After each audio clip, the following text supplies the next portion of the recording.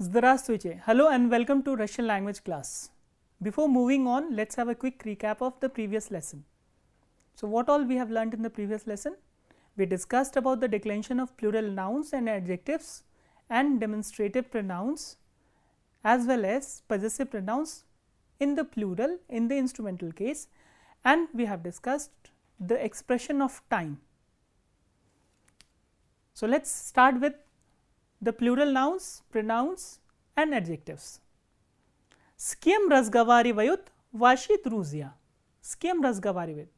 Who are your friends talking to? So, since the question is s kim, we will use the noun in the instrumental case. So, here as we are revising the plural nouns, we have used a plural noun Pripada Vachili. So, how do you decline the noun Pripada Vachili in the instrumental case? So, we add ya, ma and e, yami at the end to get its instrumental case form. Why yami? Because it ends with a soft consonant. So, the nouns which end with a soft consonant, we add yami, and if the ending is hard, we use ami. So, basically we use two endings with nouns in the instrumental case if the noun is plural.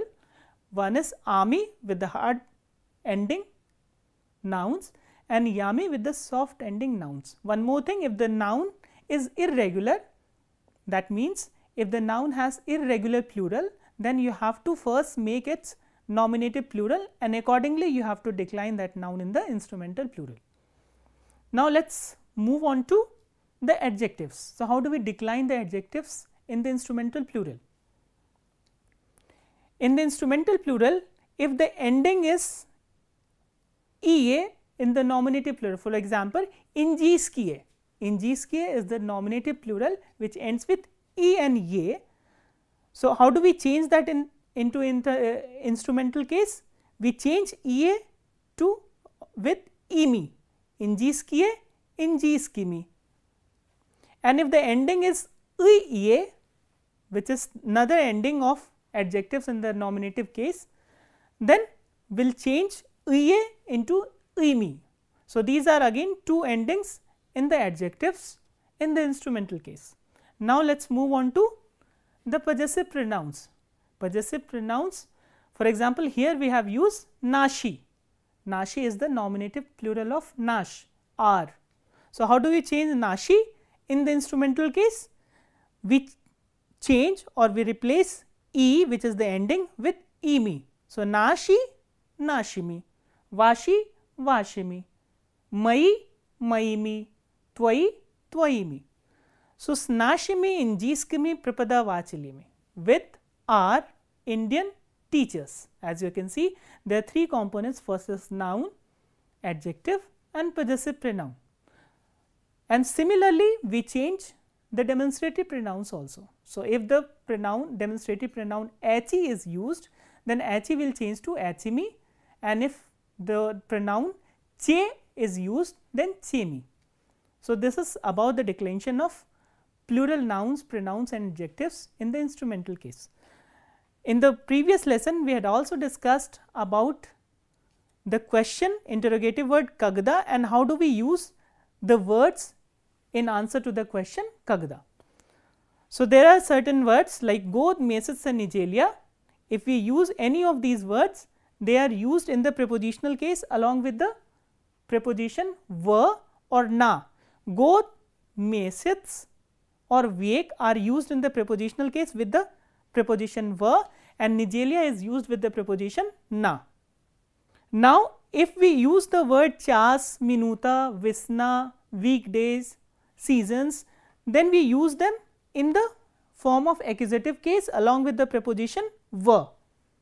For example, chas, minutu, visnu and so on. Now comes the words sleduyushi and budushi. If you have to use sleduyushi or budushi in answer to the question kagda, then we have to use the noun in the accusative case along with the preposition na. So, that you have to remember that we are not using the preposition va, we are using the preposition na and the accusative case of the noun. And the last point that we had discussed is there are words like kashti, vyes and seli. If we are using these words in answer to the question kagda, then they have to be in the form of accusative case without any preposition. So, this is all about the revision of our previous lesson. Now, we will start the lesson.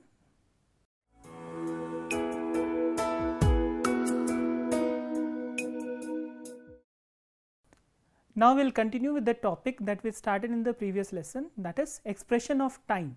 So, how do we express time, or how do we answer the question kagda? So, while answering the question kagda, if we have to mention either day, month or year or all of them, so which case do we follow, or which form of the words we have to keep them in? So, that we have to discuss in today's lesson.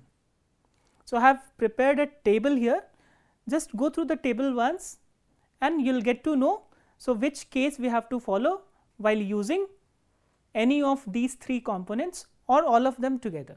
The first condition is when we have to mention day, month and year together.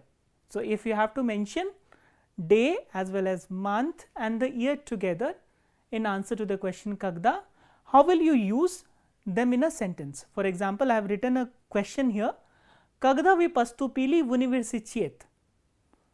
When did you take admission in the university?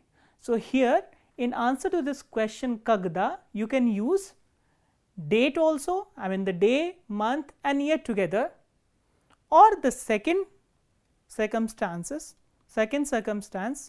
may be when you have to use only month and year.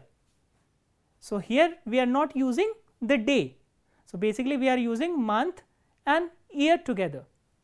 The third condition may be when we have to use only day and month together, not the year. And the fourth one, when we only mention the year, not neither the day nor the month. So, these are four conditions in which we can answer the question kagda. So, now we will discuss one by one what are we supposed to use, or which form of the words we are supposed to use while answering the question kagda. So, let us discuss the first condition when we have to use day, month and year together. So, if we have to do that, we will have to use day, month and year in the genitive case. So, all of them have to be in the form of genitive case. Next condition is when we have to use month and year together. So, if we are doing that, then we have to use month in the prepositional case along with the preposition were, and then genitive case of the year. Once again I am repeating this, you have to use the prepositional case of the month along with the preposition were, and then genitive case of the year. The third condition is when we are using day and month together. For example, if someone asks you what is the day today, какой день сегодня, or какое сегодня число, I mean what is the date today. How will you answer this question? Obviously, you will say the day and the month. For example, if in English somebody asks you what is the date today, you will say today is 5th of March or 6th of June and so on. Similarly, if in Russian you have to say that, how will you say that? You have to use the neuter gender of the day and the genitive of the month. And now, the fourth condition, when we are using only the year in the answer. So, if we are using only the year, then we have to follow this condition, that the year has to be in the prepositional case along with the preposition were. So, these are four conditions in which we answer the question kagda. Now, we will see in the examples how do we use them in the sentences.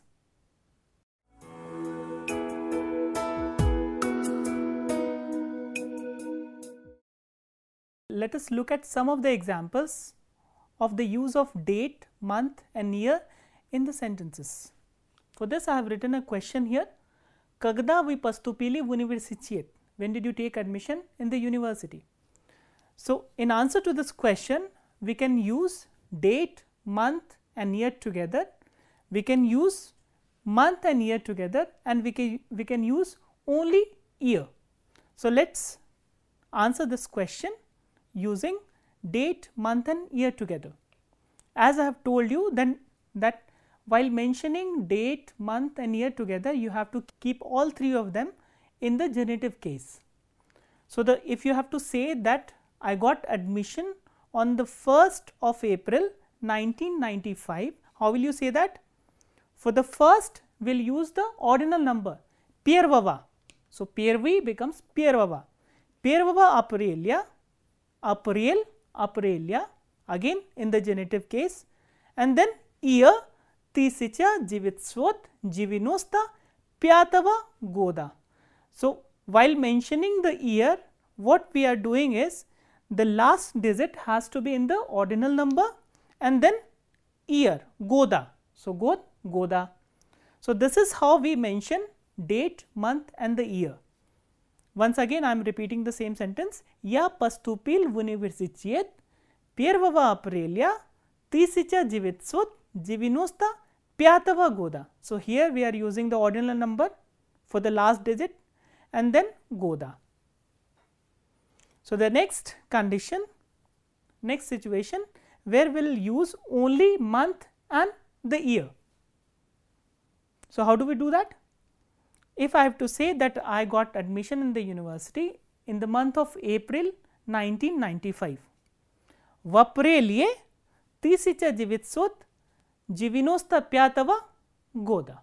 So, here what we are doing is we are mentioning the month in the form of prepositional case along with the preposition were, and then we are mentioning the year in the genitive case. So, this is how we denote the month and the year together. So, the month has to be in the form of prepositional case along with the preposition were, and then the year has to be in the form of genitive case. В апреле 1995 года. Now, the next condition is when we are mentioning only the year. So, когда вы поступили в университет? When did you take admission in the university? Я поступил в университет in the year 1995. В 1995 году. Here, as you are seeing that we are using the year in the prepositional case along with the preposition в. В каком году? In which year? В пятом году. В 1995 году. So, these are three circumstances or three conditions which apply while answering the question когда. Here the next question or the question can be какого числа, which date. For the next for the second variant the question can be in which month, в каком месяце, какого года. And for the third variant the question can be в каком году, in which year. Now, let us move on to the next example in which we are using only the date and the month. For example, if someone asks you what is the date today, какой сегодня день or какое сегодня число. This is how we ask for a date in Russian. So, how do you answer this question? In English we say today is 15th of March. So, how will you say that in Russian? So, we use the neuter gender for the date and then genitive case of the month. Сегодня 15 марта, and 15 is the ordinal number. So, you have to remember that for the date we are using the ordinal numbers 15 марта, 15th of March. So, this is how we mention the date in answer to the question когда. So, in the next part we will discuss about the prepositions which are used to denote time.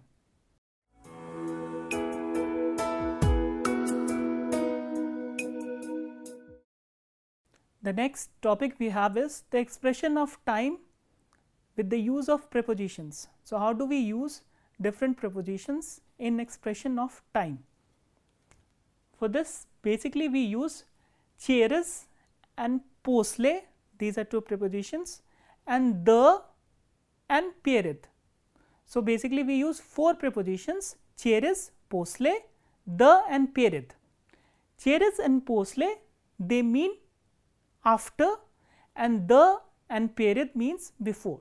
So, let us discuss cheres and posle first. Cheres is used with the accusative case of nouns and to denote the duration which is concrete. For example, goth, mesets, nigelia, chas, minuta, secunda. As you can see, all these words denote a concrete period of time: year, month, week, hour, minute and second. Cheres is used to denote the concrete period of time with the accusative case of noun. For example, ja vernuls в деревню через 2 года. What will be the question for this sentence? Когда вы вернулись в деревню? Когда вы вернулись в деревню? When did you return to your village? So, I came back to my village after 2 years. As you can see, we are using cheres along with the noun goth. And why goth here is in goda, which is the genitive case form of genitive singular of goth, because of the number dwa. As we have already discussed that after 2, 3, 4 we are supposed to use the genitive singular of the noun. That is why we are using cheres dwa goda, not cheres dwa goth. Next example, мы встретились друг с другом. We met each other через год. Here we are using год. Why? Because there is no number mentioned here. So, if there is no number, then we are supposed to use the accusative case of the noun. So, accusative case of goth is goth. So, cheres goth. So, we met each other after year, after a year. So, here as you can see, we are using the accusative case along with the preposition cheres, which means after. The next preposition which means the same thing, which is after, is posle. But the difference between cheres and posle is, while cheres denotes the concrete period of time, posle denotes the period of time which is not concrete. For example, zavtrak. Zavtrak is an action or act of having breakfast or breakfast. Urok, lesson, sabraniye, meeting. As you can see, these nouns do not denote a concrete period of time. So, with these nouns we will not use cheres, we will use the preposition posle, and posle requires the noun in the form of genitive case. So, we cannot use accusative or nominative after this preposition posle, we will use the genitive case of the noun. For example, студенты будут заниматься после обеда. Студенты будут заниматься после обеда. Заниматься is to study. Here после обеда means after lunch. The students will study after lunch. As you can see, обед has been used here in the form of genitive case. Обед, обеда, после обеда. Next example we have is мы пошли домой после урока. Мы пошли домой. Пошли is from the verb пойти, which is a verb of motion. That is why we have used домой. Домой is to house or home. So, we went home after the lesson. As you can see, urok is also used here in the form of genitive case. So, after posle we use the genitive case, after cheres we use the accusative case, and cheres is used to denote a concrete period of time, and posle is used the action which does not denote a concrete period of time. So, this is the difference between cheres and posle. So, now we will discuss the prepositions the and perith, which means before.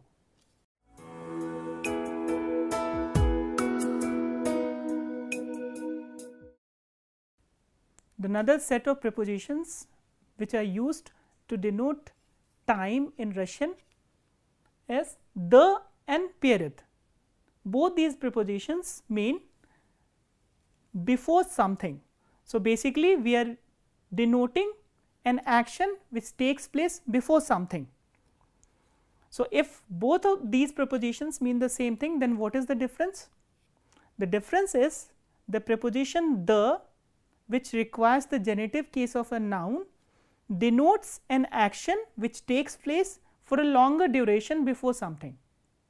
So, it denotes an action which takes place for a longer duration before something, and the preposition perith, which takes the instrumental case of a noun, it is used to denote an action that takes place immediately before something. So, there is difference between the duration of the preceding action. For example, se studiantes animales da bieda. The first example is used with the preposition the. Se studiantes animales da bieda. All the students studied before the lunch. So, here if we are using the preposition the, it means that this act of studying that took place for a longer duration. So, they studied for a longer duration and then they had their lunch. Whereas, if we use perith, it denotes an action that takes place immediately before something. For example, perith idoi moi papa prinimayat likastva. So, before having food, my father takes medicine. So, here as you can see, the act of taking medicines, it takes place for a smaller duration and takes place immediately before something.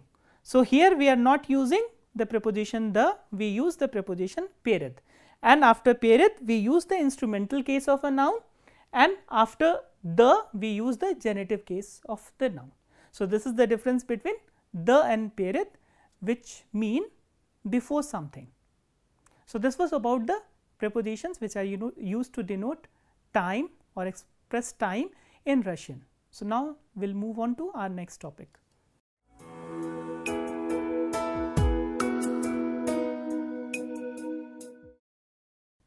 The next topic we have is the verbs of definite and indefinite motion. So, this is also a continuation of the verbs of motion which we have already discussed in earlier lessons. So, the verbs of motion can be classified into two groups. The group 1 has the verbs ichi, yekhat, bishat, litiet, nisti, vischi and vischi, and the group 2 contains the verbs khadit, yezit, biegat, litat, nasit, vazit and vajit. So, what is the meaning of ichi? Ichi is to go or to come. Yekhat is again to go or to come, but on a vehicle. Bishat is to run. Litiet is to fly. Nisti is to carry something on your shoulder. Vischi is to carry again, but again on a vehicle. Vischi is to lead or to accompany or to drive. Group 2 are the counterparts of these verbs only. So, khadij is again to go and to come, yezich on a vehicle, begat to run, litach to fly, nasich to carry on your shoulder, vazich to carry on a vehicle, and vajit is to drive or to lead. So, now what is the difference between these two? Group 1 verbs are called the verbs of definite motion. Why definite motion? Because these verbs denote the movement in one direction.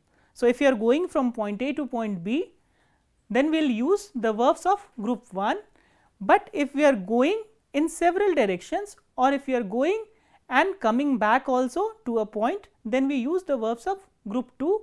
That is why they are called the verbs of indefinite motion. So, now one more important thing about them is both these verbs or the verbs of both these groups are imperfective verbs. But when we add the prefix per in the group 1 verbs, they become perfective. So, the perfective aspect of verbs of group 1 is obtained by adding the prefix per. For example, paichi, payechach, pabeshach, palichech, panischi, pavischi and vischi, they are perfective aspects. There are no perfective aspects from the verbs of group 2. So, now let us find out the differences in their use. So, how do we use them in sentences in Russian? So, let us go through the examples. I have written a couple of them.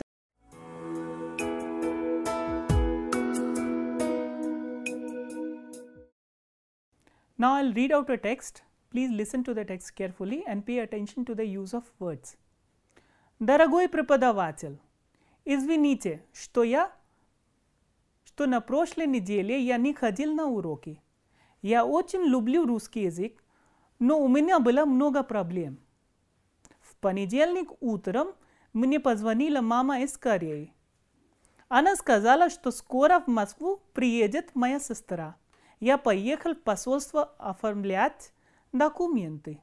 Во вторник я поехал в университет на трамвай. На улице Профсоюзная была большая пробка. Я ждал в трамвае 6 часов. Потом занятия закончились, и я поехал домой. В среду утром у меня болел живот, и я пошел к врачу. So now I will tell you the meaning of this text. Дорогой преподаватель, dear teacher, извините, что на прошлой неделе я не ходил на уроки. Please forgive me that I didn't come to the classes in the last week. Я очень люблю русский язык, но у меня было много проблем. I love Russian language very much, but I had many problems. В понедельник утром, Monday in the morning, мне позвонила мама из Кореи. I got a call from my mother from Korea. Она сказала, что скоро в Москву приедет моя сестра. She said that my sister would come to Moscow very soon. Я поехал в посольство оформлять документы. That is why I went to the embassy to get the documents verified. Во вторник я поехал в университет на трамвай. On Tuesday, I went to the university on a tram. На улице Профсоюзная была большая пробка. But on the street, which is called Proфсоюзная, there was a heavy traffic jam. Я ждал в трамвае 6 часов. I waited in the tram for 6 hours. Потом занятия закончились. And then the classes were over. И я поехал домой. Then I went home.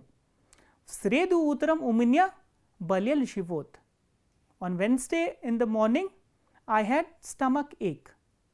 И я пошел к врачу. And I went to the doctor. So this was the text, and with this text, I conclude this lesson. So we'll meet in the next lesson. Till then, spasiba, до свидания.